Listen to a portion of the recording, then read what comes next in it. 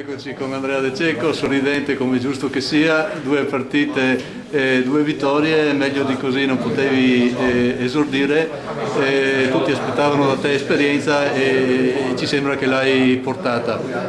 Come ti sei inventato e come hai visto la gara oggi? Ti ringrazio per i complimenti, mi sono ambientato bene perché è un ambiente che in parte conosco anche se sono passati tanti anni.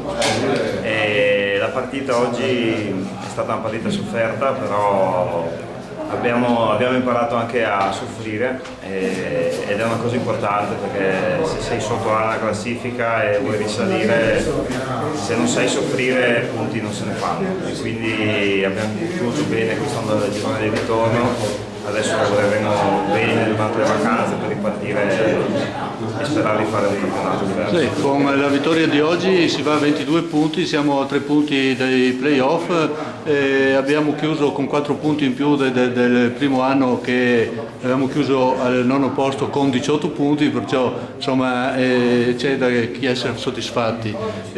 Noi abbiamo in pratica fatto la partita su quel gol iniziale, ma il carattere di una squadra si vede anche da questo. No, infatti in Serie A c'è la squadra che è prima, l'Inter, ha vinto ieri 4-0, ma in realtà ha vinto molte partite 1-0, quindi quando si vince così si portano a casa punti pesanti, il gruppo si consolida e le credibilità aumentano. Allora, per chiudere una nota su di te, come stai fisicamente, qual è il ruolo che vorresti fare e che ti trovi a fare?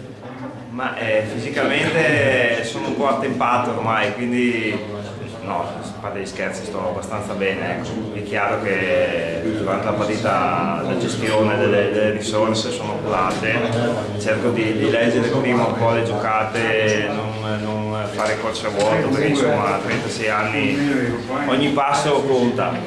E niente, adesso. E sul ruolo come ti vedi? Ma negli ultimi anni qui ho giocato lì in mezzo al campo davanti alla difesa, quindi poi diceva il mister se davanti alla difesa o...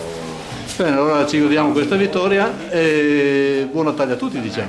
Buon Natale a tutta la giornata, grazie. Grazie.